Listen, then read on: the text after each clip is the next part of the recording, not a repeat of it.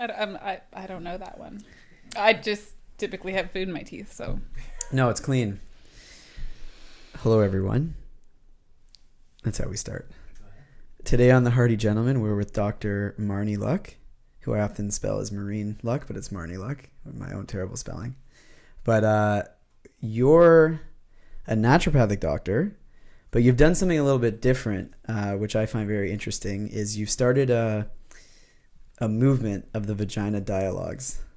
Not to be confused with monologues. Yes, and what is the difference between the monologue and the dialogue? So the monologue is a play, which is a bunch of monologues about women's vagina. But the Vagina Dialogues is all about conversation. So providing a space and creating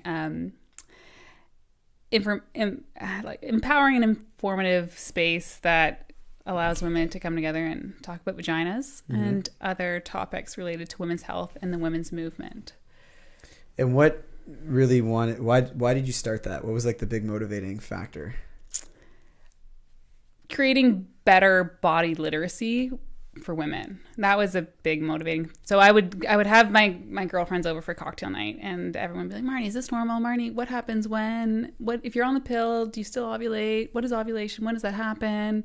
I just found out a lot of women really didn't know that much about their own bodies, especially about their vaginal and vulvar. That's really hard to say. Vulvarous? Vulvar. The revolving vulva. The health of the vulva, which is not to be confused with the health of the vagina, because they are two separate. They're two separate things. Mind blown. What is the vulva? So the vulva is the external female genitalia. So that is anything from essentially where your pubic hair is up top to your perineum, which is the space between your vagina, which is the canal, so the opening of the vagina, and the anus. So the vulva is the external part, whereas the vagina really refers to the internal canal. So the clitoris is part of the vulva. Yeah, not the vagina. You have such a nice smile right now, Jordan. Because I'm learning. I'm learning like all it's these slightly uncomfortable, but you like it. Yeah. I have a friend. His Russian name is Vulva. Really? Yeah. Vulva. What a guy. Yeah. What a guy.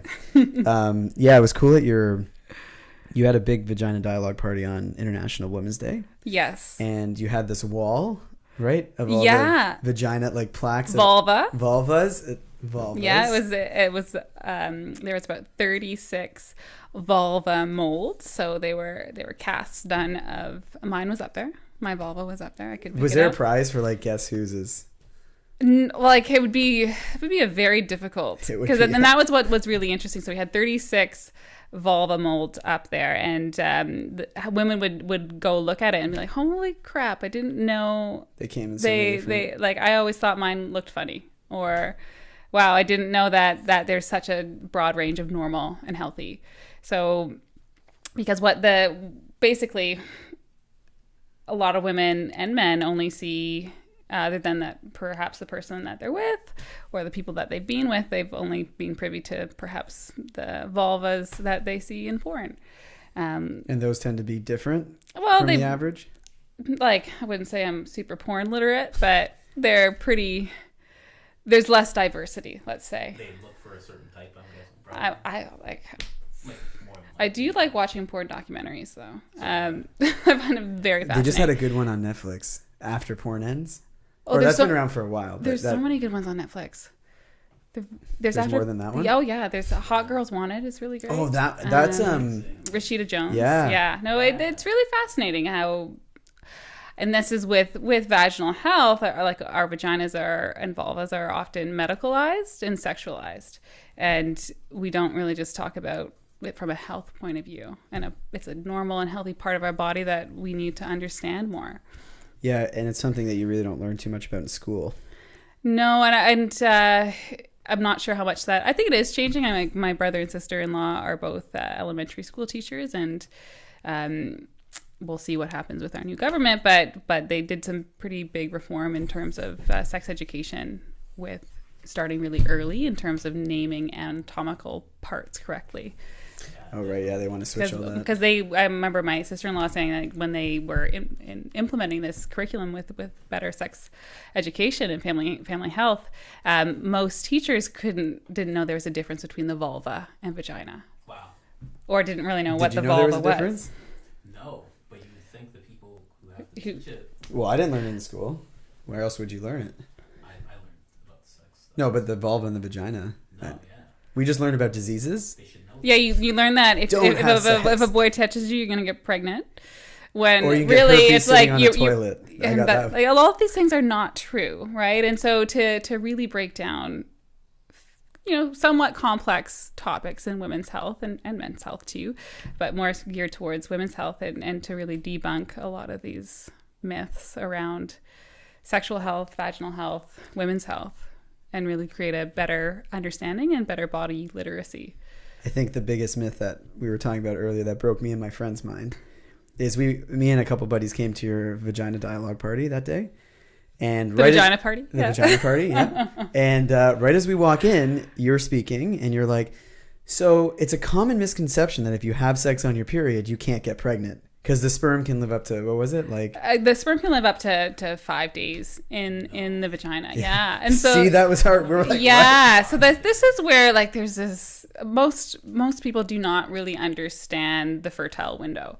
And a lot of the work I do with women, a big part of my practice is fertility. It's really helping women understand their cycle and, when to avoid sex or have sex to avoid or achieve pregnancy, depending on what your goals are. But so in terms of that, what we were talking about, like you can actually have sex on a Tuesday and get pregnant on a Saturday. Yeah, that's, there's a good 5-day window. Guys, remember that, please. So, 5 days. 5 days. So, but like, so it's understanding. How many hours is that? So day 1 of a woman's menstrual cycle is the first day that she bleeds, right? And we have to think of this as, there's a difference between somebody who is on hormonal contraceptives, so on the birth control pill, and between a woman who is not on the birth control pill, right? So if you're not on the birth control pill, when you get your period, that is your body starting to menstruate, right? And that's a point in your cycle where things kind of reset to a degree. At that point, your hormones drop and the uterine lining sheds. That's the period that you get, the bleeding. And so what happens next is follicles begin to be stimulated on the ovaries. And those follicles will then eventually release an egg. So during your period, typically those follicles are just starting to be stimulated, right? There's no dominant follicle that's going to release an egg, but every cycle is different. And it's the time between getting the day 1 of your period and ovulating that really varies in women. So some women can have a really short pre-ovulatory phase or follicular phase, and some women can have a really long phase. So let's say an average is about 2 weeks, right, between getting day 1 of your period and then ovulating. Let's say that's an average. So what would that be, day 14? Day 14, let's say you ovulate, right? Let's say you have a long period. So your period doesn't end till about day 8, which is not abnormal. Like it's on the spectrum of leaning towards a really long period. But the 5 days leading up to ovulation, women will get this cervical mucus. This is a woman who is not on the birth control pill, right? Or using any type of hormonal contraception. So that 5 days leading up to ovulation, you start to get this cervical discharge that is stimulated by estrogen, which begins to rise closer to ovulation, right? And this cervical mucus is nice and alkaline, and it creates a little bit of like fuel, almost like a nice fuel-rich river for sperm to swim up and survive in the vagina a little longer, make its way through the cervix, into the uterus, whatnot. And so with that present, sperm are able to survive longer. Right. How long can they live during that time? Pardon? Still just 5 days? When there's a cervical mucus? Yeah, 5 days. So when you have your period, it's good. I have to be very careful with the information that is disseminated, because women will be like, oh, sweet, I'm not fertile at this point. But it's very different for every woman. And that's why it's really important to have like comprehensive counseling around monitoring your cycle if you're going to use any type of fertility awareness method. There's a lot of apps out there that help women understand their cycle a bit better, but I find that there's a lot of gaps in the apps. Don't worry, I've coined that phrase. But so that being said, when the egg is ovulated, it only lives for 12 to 24 hours. Like, it's only viable for that amount of time if it's not ovulated. If it's not fertilized, rather. So that's why there's these windows where you're more fertile than others. But let's say there's no egg, there's no cervical mucus, and you're having unprotected sex. There's really no way to get pregnant. So in that phase after you've ovulated to get you get your period, it's a very infertile phase. Yeah. But you have to know, and there's different ways that you can know that you've ovulated and that you're now in the infertile days, right? For you to be able to know that having unprotected sex will not end up in a pregnancy. But what we were taught in school is like, a boy touches you, you get pregnant. But we should be taught, like, a boy touches you, you're probably gonna get chlamydia, because chlamydia is rampant, right? Like, and that's where gonorrhea, and all of these sexually transmitted infections. I think we need to emphasize protection more and practicing safe sex than necessarily like modulating women's cycles to become to be infertile, right? And correct me if I'm wrong, and maybe you can shed some light on this, but I think longer the days where, I got an STD, I'll get it. Not that I don't know if this is ever a day, but you'll just get your penicillin shot, you're fine. Yeah. What are some of the health issues that go along with? Well, this is where, like, screening between partners is really important, or during or before, to know your own status with whether or not you have a sexually transmitted infection, because you can be asymptomatic, so you may not show symptoms. With chlamydia, you take an antibiotic, usually fine. It's good to be retested. Gonorrhea, typically the same thing, but there's super gonorrhea that's what I did, yeah. right now. Should not laugh about it because it's problematic. It's more prevalent in other areas, but with global travel and whatnot, like it's hard to really localize it to one specific area, but it is a little bit more antibiotic resistant, so you may have to have multiple rounds of antibiotic to eliminate the bacteria. Wow. Super gonorrhea sounds like it should be like a superhero, or a horror movie. I don't know. Yeah. Do you guys mind if we pull it back a little bit, just for the audience? Like, how did you get into vaginas? Why are vaginas my niche? Yeah. Why do I love them so much? Yeah. So this is a funny story. So in my first year of naturopathic medical school, I saw a job posting to be a gynecological medical model. What is that? What do you think that is, Jordan? A model for gynecological exams? Exactly. Oh, okay, I got it right. Yeah, it's very self-explanatory. So why is that word so hard to say? I got the job, and so what I had to do was be essentially a practice patient for med students learning to do vaginal exams or gynecological exams. So what I would do is I'd go in for my shift, and I'd sit on the treatment table, and then the student would come in and say, "Hello, today we're going to do a 3-part gynecological exam. It consists of XYZ." And so I would have a student palpate my vulva, do the bimanual exam, so assessing the health of the ovaries and palpating the uterus, and then also do the speculum exam. And I kind of just would detach and be like, "Oh, this is happening." And they would always ask me, "Hey, Marnie, I would say, hey, Marnie, I always say that. Hey, girl, would you like to see your vulva?" And I would say, "No." But they'd ask me, "Hey, Marnie, would you like to take a mirror and look at your vulva?" And I'd always say, "No, thank you. I don't really want to look at my vulva. No."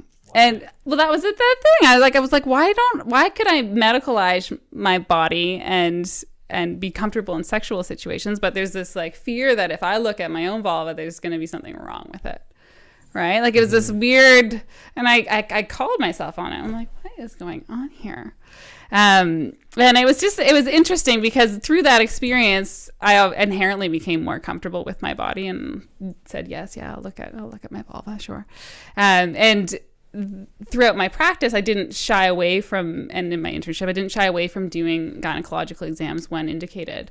And it was interesting for me to see things from both a patient point of view and a practitioner point of view, and see this disconnect with women and their bodies. And so that was part of it. But even I find vaginas very fascinating in terms of, you know, they bring us into this world, and they also help us. Like, there's so many ins and outs of vaginal health that also reflect on how we feel all the time. Like, a lot of times when women are struggling with vaginal infections, they're like, oh my God, it's taking over my life, right? Like, I've had chronic yeast infections for 3 years now, or I can't seem to get rid of this BV, or, you know, I have pain with sex. Like, there's a lot of ways that vaginal health can really affect people's overall health. And when you help women with that, it's really profound. How do you find women respond to if they have an issue with their vagina versus, let's say, like, oh, I have strep throat versus I have a vaginal infection? Like, is there this different feeling towards, like, are they more embarrassed with one than the other? Not typically. I haven't found that in my own practice. Yeah. But I also openly treat vaginal health. So I make this a very open space for those kind of concerns, and I feel very comfortable addressing them. So typically women don't act any different, but at the same time, I think that they sometimes feel like there isn't as many options for a solution. So like, oh, I took the Canestin, or I went to my doctor, or, you know, still struggling with this. And I'm like, okay, don't worry, I got you. We'll sort it out. So I find that there's sometimes a lack of exploration into different options in terms of treating vaginal concerns versus others. So most of our listeners are men. Really? It's the Hearty gentleman, yeah. Oh, well. But I think it's really important that men learn about this, because totally, because vaginal and like all vulvas are different and beautiful and normal and healthy. I think that's the most important thing for men to know. Okay. Yeah. That's what I was going to ask you. I'm like, what's the most important thing for us to know? Yeah. Like the diversity is, like, think about your balls. And you probably have seen some other people's balls. Like, balls, some hang low, some don't hang. So some people have a bigger right ball than left ball. Like, penises are very different too, in what they look like when they're erect or flaccid. All these things. Like, there's a lot of diversity in male genitalia, so there's just as much in female genitalia. Well, yeah. Even the when you were talking about, like, the porn comparison, I never thought of it as an issue for women. Like, men talk about it because you see most men in porn are, like, extremely well endowed. Yeah. So if you were to compare yourself only to that one, that'd be crazy. I don't know about you, Colin, but yeah. But no, I never thought of that. I think it's good for men to understand that women, because to me, I'm like, I never thought women would have insecurities with their vulva. Yeah, you should have my friend Karen on the podcast. What does she do? She owns a sugaring franchise in Toronto. Or she actually owns the whole thing, and she franchises that. But her whole thing is empowering women to, like, love their bodies, because her primary service is Brazilians, and a lot of women will apologize for how their vulva looks. Yeah, and she's like, this is fucking crazy.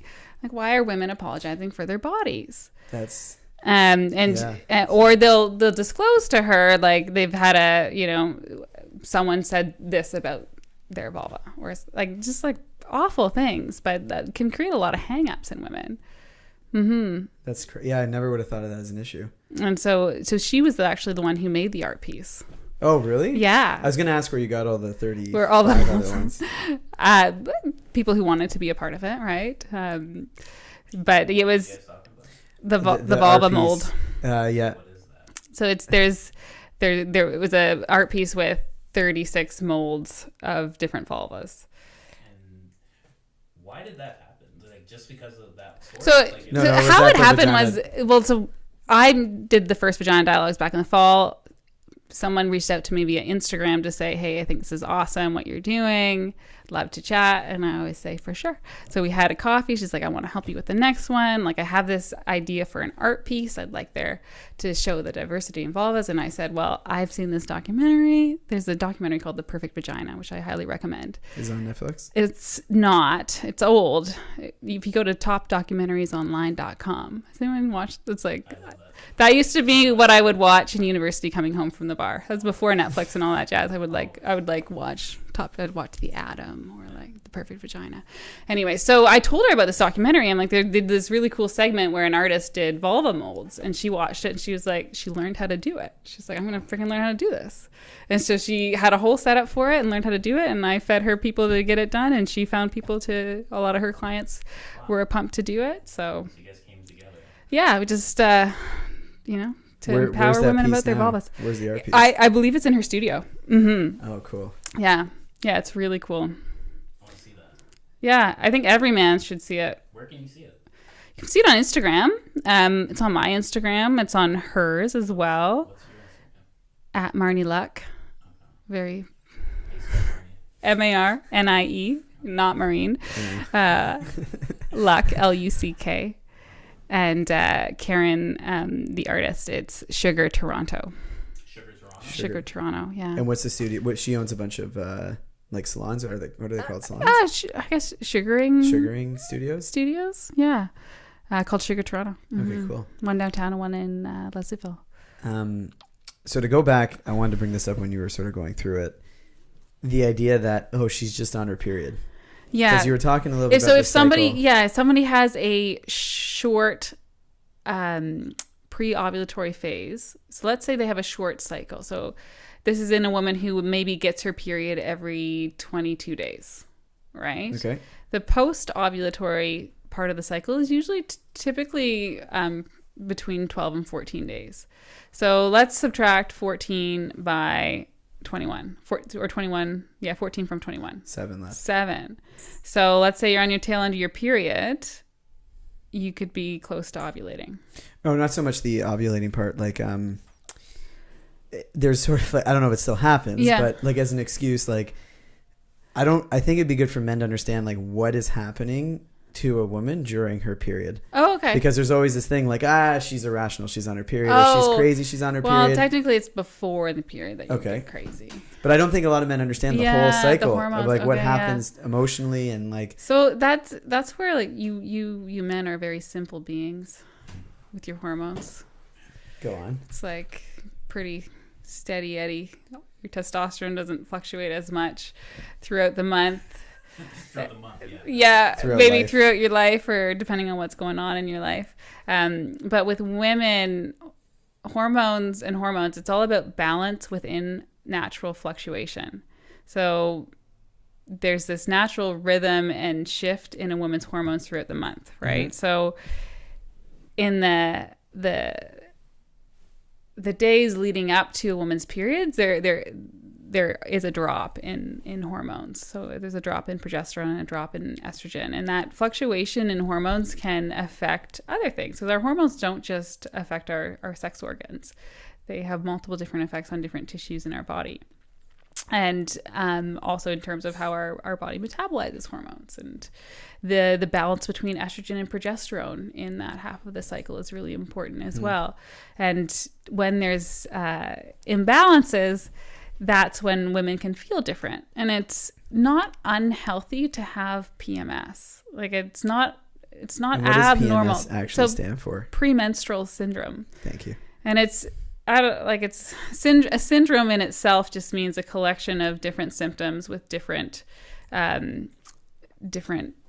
ways of coming about, right? There's no discrete process that leads to PMS. There's many different things that can be influencing that.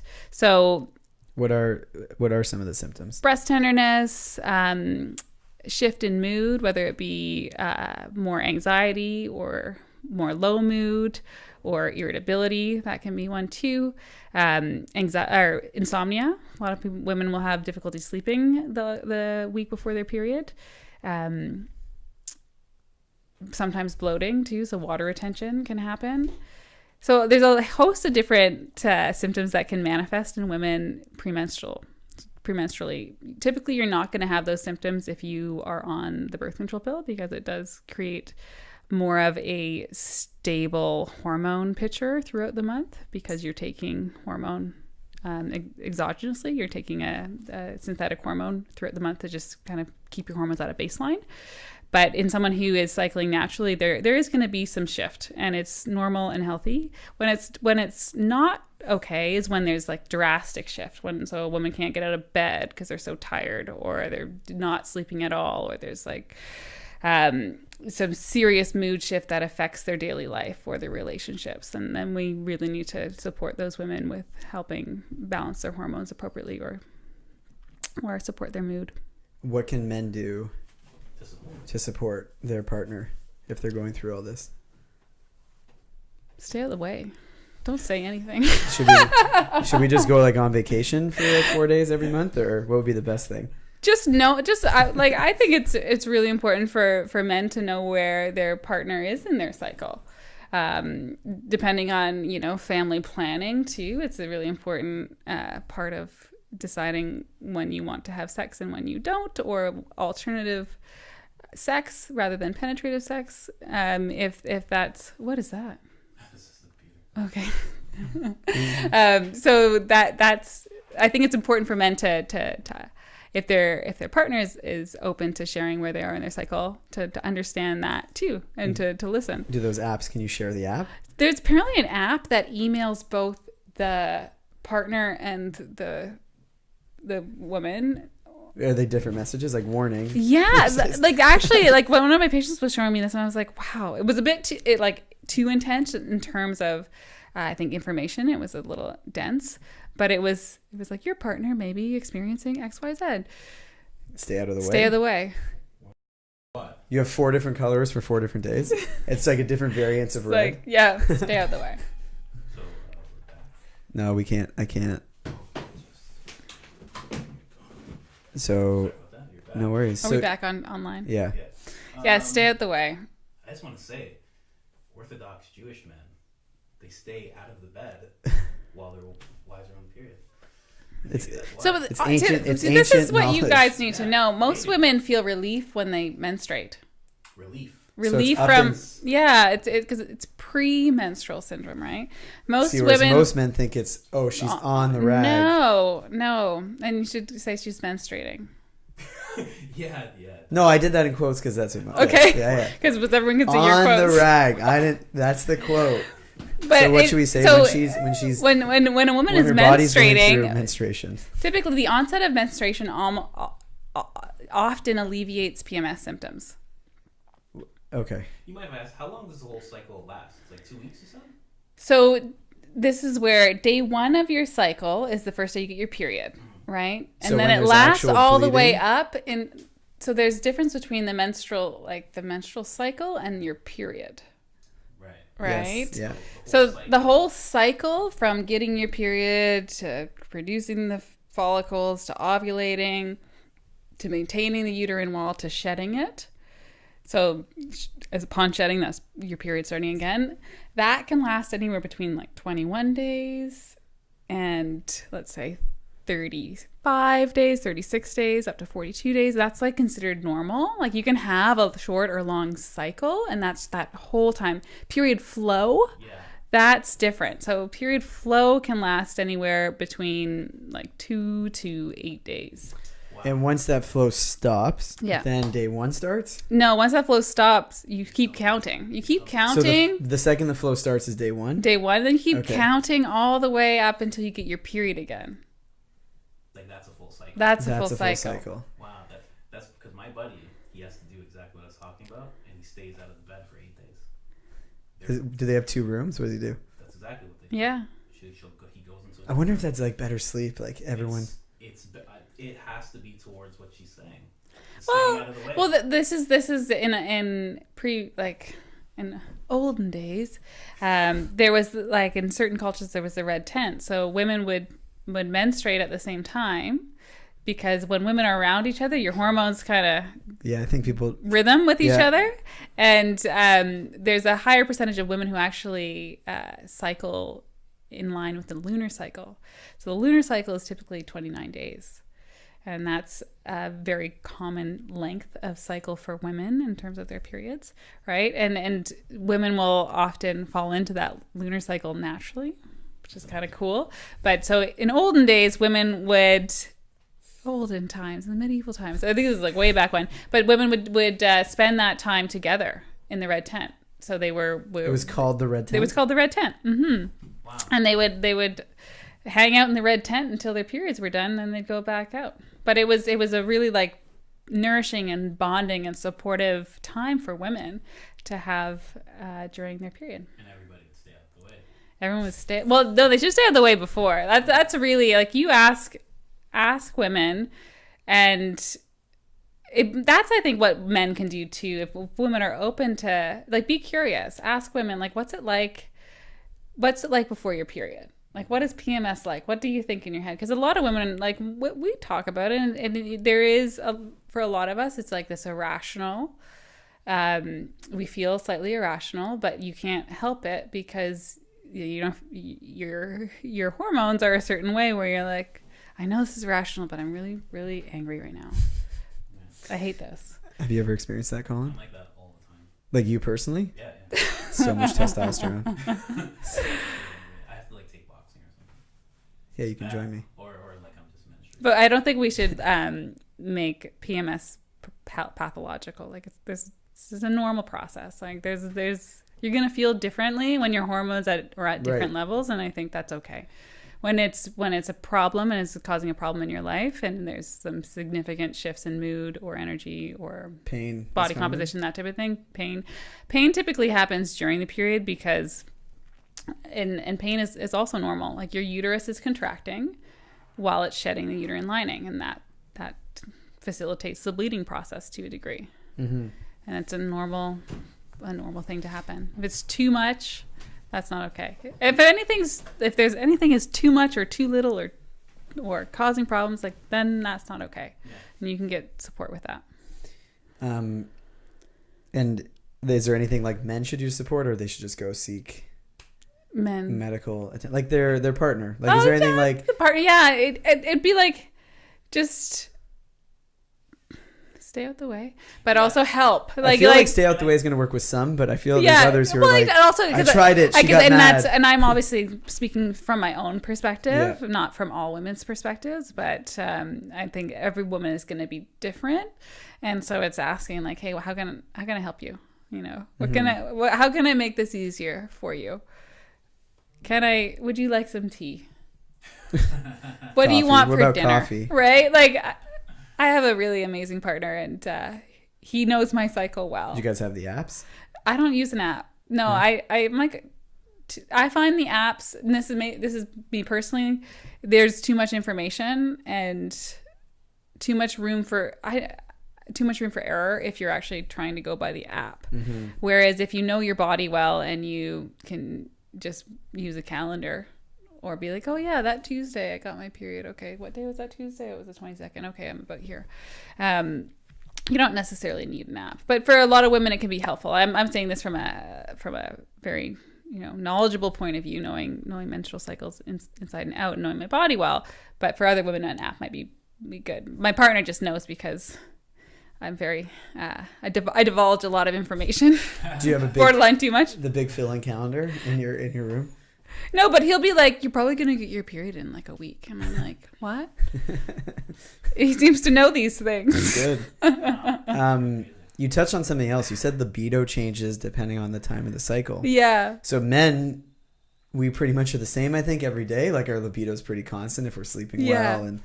But explain to our listeners, maybe sometimes your girlfriend or your partner is just not in the mood because of the part of the cycle. Is there some relation to that? Definitely. So if we look at our bodies are meant to reproduce that's really what most animals, not that that's only like we're meant to like contribute to society and Meant to populate. We're just meant to and populate. you Everything else is a know, farce. have joy and connection. Like that's what why we're on Earth. But we're also, you know, it's like survival. Like we're just like any other living thing. Is we're built to survive and procreate. So with regards to the cycle, when we're looking at when we're most fertile, what hormone is highest is estrogen. And so when our estrogen is at our highest, that's usually when we have our highest libido. And is there something? And that's when we're most fertile. And aren't men more attracted? Like they say with dogs in heat, right? Yeah. Does that translate to humans at all? Like I think so. I don't know enough about the pheromones, but likely when a woman is fertile, there's probably something that's like that's subconscious that is very primal that men or, you know, other women are attracted to. Yeah, definitely. And apparently I had one of my good friends was pregnant, and she said like when she was really pregnant, it was like she felt like men were really attracted to her. She's like, I have never been checked out so much as when I was pregnant. They're trying to figure out why she got pregnant. And is that what it is? They're looking at they're like, oh, okay, okay, yeah, she's really. It's I don't know. She said it was like really bizarre, but she's like, I feel like I get checked out all the time. It's just like I just heard a belly or and also they're going through that step. or There's she's pregnant and like she's that she can do all those things. It's like a whole thing. yeah. I think it's that like whoa, she's capable. She's fertile. Yeah. Whoa, she could carry my baby. And she would. Like Look at she could her. She's carry already it, doing right? it now. She's walking around. She's exercising. And so and in terms of estrogen too, so a lot of when women go through menopause, their estrogen levels decrease, right? Because the ovaries produce a lot of estrogen. So one of the symptoms that women experience during that time is the libido, that their libido shifts, right? So estrogen is a really big part of libido. So that's where when we see relative estrogen deficiency or less robust estrogen in women, usually that pairs with low libido. Yeah, that makes sense. Mm-hmm. I also heard that who women are attracted to changes depending on where they are in their period. I was listening to something where it's like they're more attracted to like a stronger stock, you could say, when they're more fertile, and then it shifts depending on. So there's like a week, a month. But have you heard anything about that? Maybe you, like the same kind of primal things would be like, you look strong and sturdy, and you could take care of my babies. I don't know. Yeah. I just heard that. 6'5". He'll protect. But I feel like we are 6'4" so so up in our heads that would be really hard. Yeah. Oh, because of our society now. So when you're really like when you're going through PMS and you hate everything, maybe you just want like ice cream. No one. I don't know. Or ice cream. There has to be those times, right? So I guess a way that guys can start tracking periods is like, don't wanted me. Sneakily track it, but she really wanted me like this you week. have like your own app for your girlfriend. I don't know if that's If you get caught, Honey, I got a work trip for these 4 days. yeah, if you See, no, but I think it like just to be curious about a woman's cycle, to be like, what's it like when you get your period? Right. Is it annoying to have to, change your tampon? What's it like? Like, what was it like getting your period as a 12-year-old? Like, do you think all those women would things. want to talk about this with their partners? It depends on your relationship, right? Like, obviously, throw that at my girlfriend. I'm Tell me how it was the first time. Yeah, why not? Because we don't know. We don't know. You don't know, right? And it's really that type of thing is really interesting. It's just like if I were to ask my partner, like, what was it like when you first had an erection? Yeah. Like, how did you feel about that? Right? You'd be like, well, I was 2 years old. Right? Like, great. Yeah, 3. Or like different. Like, what was it like for you when you were 12? Yeah. Right? It was constant. The wind would blow, and all of a sudden, I couldn't stand for class. But so take a curious point. Yeah, that's of view. something that I guess women don't have to do. Like, we both have different things. Like, for us in school, the reason most of us didn't want to go to a blackboard was a very different reason, I think. Because you might get an erection. Or you had one. Yeah. Yeah. You're sitting there. But like for girls, like I remember, and this is where I think body literacy from a young age is really important, because I remember being like you're scared to like you'd have to carry something to the bathroom and then everyone would know. Right. And it's like, now I'm like, why was I so worried about that? Why were when half the people are doing it? The girls so worried about that? But it's because and that's where with the Vagina Dialogues, it's like, why is there shame around this part of our body? Right. And why is that? That is weird. Mm-hmm. It's very coveted around males. We like that. Yeah, I think 80 or 90% of us like it. Yes, Yeah. There's some, but yeah, it's You know, shame. I don't know. And that's where it's like it's socialized to a degree. Like I see it with I have little nieces, and kids explore their bodies, right? Like they're like pulling their dress up, or they're touching their vulva. And what do parents that don't do that? Cross your legs, bring your dress down, right? Don't touch yourself. Like there's a lot of things that we do as a society to create, or then when you get like, or periods aren't talked about with moms and sisters or what have you, right? Or there's at school, it's like the infamous sex ed class, and and it happens once a year from grade 4 onwards. It's very there's lack of education around there, and then there's the shame, or how feminine products are marketed. That's feminine hygiene, like there's something dirty about it, right? Oh, I didn't even think of that. Or they're like tiny compact things so that you can put it in your pocket and hide it. Or, with this contraceptive, you don't get your period, and or like odor absorbing pads. Like, but even in media, like I know I joked about she's on the rag, but you hear that all the time. Like it's the way, she must be on the rag, or she must be that time of the month. Like an excuse, like almost to, I don't know, devalue somebody. Yeah. Yeah, and it's like, nah, this is why we're here, actually. This is what we play for. So and that's where our main purpose. I think that needs to shift from a young age. And I've dated some girls who they'll be at the dinner table, they'll grab the tampon out of the purse. Okay, guys, I gotta go to the washroom. Like advertise it. And I have other ones who are like super secret. They wouldn't even want to tell me. It's just sort of like they vanish for a couple of days and then come back, and that's like to each their own. Like there's no right or wrong way to do it, but I'd like to think about why, as a from a general sense, that there's shame around vaginas. With what you just said, all those examples, it's like we make it taboo.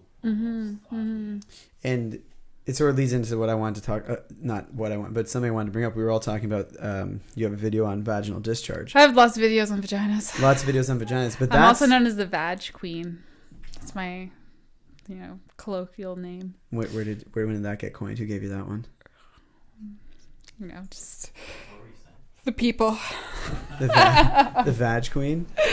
Yeah. Do you ever walk around with like a tiara with that? I would love that. What were you saying? Oh, sorry. The vaginal discharge, because it's something else. Like every vagina seems to smell different. Like when you're a man and you're going in, or we were talking. There was the discharge stuff you were talking about, where it's not always necessarily something you need to worry about. Yeah. So the vagina is a self-cleaning oven. Really is. Like you shouldn't. I was hearing that before. The inside is self-cleaning. It's like that's the vagina, because that's the inside part. The vulva's the outside. Yeah, Colin. And then you would that would be the thing that you wouldn't clean with soap. You don't clean that with soap. So douching. Yeah. Bad news. Yeah. Baby wipes. Baby wipes would be used externally, right? And that's okay. Yeah. So this is where vaginal and vulvar. I'm gonna get good at that word. Hygiene is different than other parts of your body, right? So because the vagina is so sensitive to pH levels, so the vagina has a nice acidic pH of 4. So 7 is water, 2 would be stomach acid, 9 would be soap, right? So if you're washing with soap internally, that's going to increase the vaginal pH and then disrupt the microbiome. So I know we all talk about the gut microbiome, but the vaginal microbiome is very important. And the species that's most dominant is lactobacillus. So there's different lactobacillus strains in the vagina, and that creates a nice, healthy, acidic pH, and that kind of self-regulates things.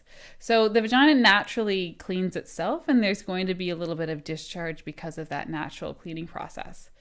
So super healthy and normal. And then So guys don't need to be worried about that. no, if there's, and women will know when their discharge is off, perhaps because of vaginal infection, whether that be yeast or BV, and those are just imbalances in the normal bacteria of a vagina. So candida is present in the vagina, just like it's present on your skin and in your gut. You're never going to fully eradicate it. It's a commensal bacteria, but it's opportunistic. So if the conditions are right, it will take over. So if there's a lack of the lactobacillus, let's say because you took antibiotics and it wiped out your gut flora and perhaps your vaginal flora too a little bit, the candida will overgrow. Or if there's low immune function, right, or low vitamin D status or low nutrient status, all that can affect your vaginal flora for sure.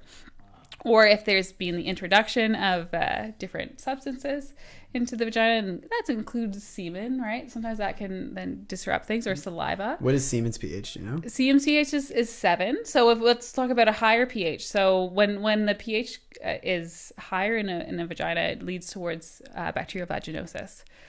So bacterial vaginosis will create a little bit of a watery discharge with a little bit of an odor, like a bit of a fishy odor. And it's just because there's more species that are more gram-negative species that are higher in pH, right? And so that, what are higher pH things? Semen, saliva, water, soap. That can happen because of semen? Not typically, like because of the vagina. If there's like so optimal soap, yeah. But if there's optimal vaginal bacteria, so there's lots of lactobacillus, that keeps everything in check. Like you can rebound back from transient exposures to higher pH. So right? Can women actually What's a transient exposure? Semen, right? When you use that term. transient? Right. Can women put lactobacillus directly in the vagina? There are vaginal probiotics. Okay. Yeah, don't go doing that with like a one for your, like an oral probiotic. Don't do it with a gut probiotic, but there are specific vaginal probiotics. Mm-hmm. How would, I guess because it is men's-centered, but we're talking about women, so how could a couple together know when it's time to use a probiotic? So... yeah, I don't think a man, like, I don't think a woman ever really wants to hear from a man that something's off because you don't know. Your probiotics. Right? But a woman will know if she has a yeast infection or a BV. What if they don't pay attention? They do. And and that's where, like, there is going to be, the vaginas will have an odor, all of them, right? And there will be discharge when things are copious. Right? Like when there's copious amounts of white discharge, that's like, and there's redness and irritation and pain with sex, that's likely a yeast infection, right? If there's a pretty distinct fishy odor and there's lots of vaginal discharge, that's likely BV. But if there's like a mild shift in vaginal discharge, that's normal. It's very normal, yeah. It's more if we're looking at extremes, or if a woman is complaining, right? That'd be... because really let's say if there's cross-contamination, let's say you, like a man starts to have yeast symptoms genitally, like you can cross-contaminate each other. What's a yeast symptom for a man? So there would be redness, maybe a little bit of like discharge, depending if you're circumcised or not. There could be some yeast underneath the foreskin. Redness, discomfort. And what can men do? Wear condom. What about to get rid of the yeast? So that's where you want to, it's no different than women. Like you want to make sure your nutrient status, immune status is good. But you don't put probiotic inside your penis? Yeah. That little... No. I just want to make sure because some guys might hear that. But the thing is the penis is different from the vulva, because the penis that's your urethra, right? A woman would be putting it in vaginally. And that's another thing for men. The pee hole, the urethra, and the vagina are different. They're very different. So pee does not come out of the vagina? No. It comes out of the urethra, which is part of the vulva. Right? I feel like next time you're on, we'll grab like a diagram so we can actually... I actually have I got this really cool model. You mean that you can take apart? Yeah, it's like this beautiful... Because I actually...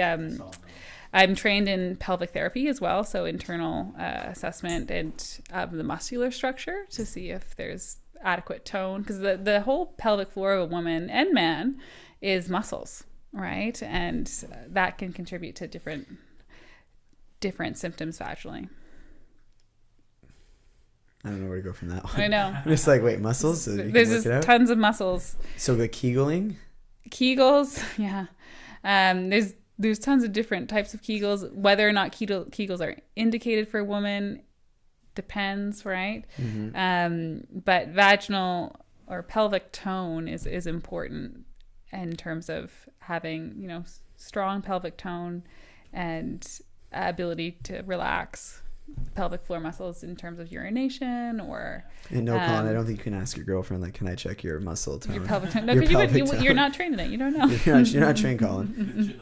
If Colin wanted to get trained, how can that happen? You'd have to be a regulated healthcare professional that has within their scope to do internal exams. Sorry, boys. So all the muscles and everything. That's good. So what else do we need to know as men about vaginas? Let's say there's 2 more things you could tell us. That'd be very important.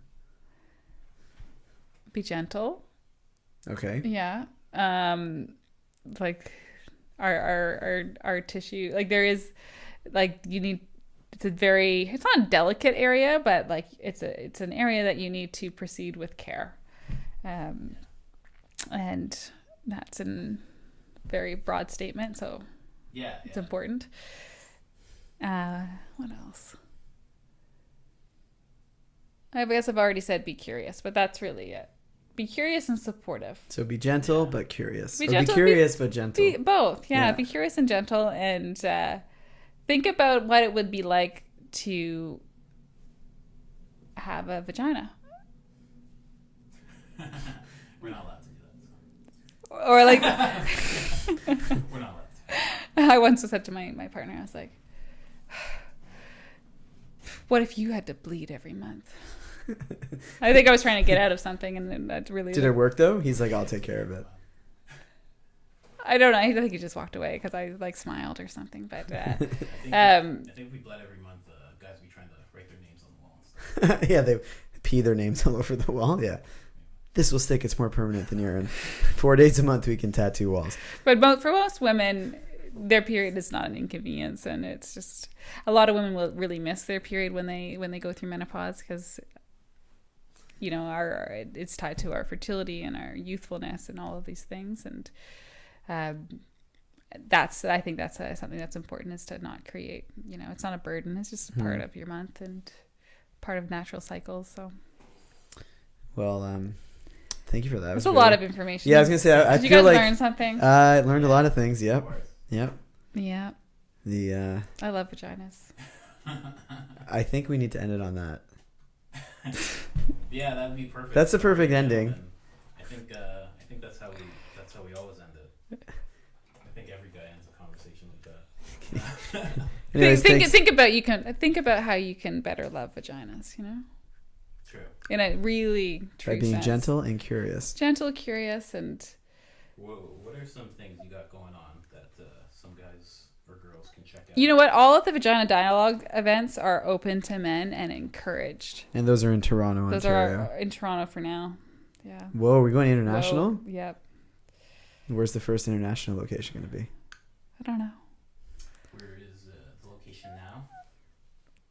Varying venues. So we've done it at the Drake. We did our last one at Burdock. But do you have a website we can send to people? vaginadialogues.ca. Okay. MarnieLuck.com. I was going to say, that's your personal site? Yeah. Perfect. And you have an Instagram? Marnie Luck. And I'm all over. I have everything. Do you have a Facebook? It's all Marnie Luck. Okay, that's good. Because there's no I other can. one. So hit her up for all your vagina questions, ladies. And yeah, the really cool videos on the Huffington Post are good synopsis of some of the things that we talked about. We'll definitely link those. Yeah. And when is your next party? In the fall. Get together? Date TBD. TBD. But you guys will come. We're coming. Yeah. Sweet. We'll have the episode in the background, just playing on repeat.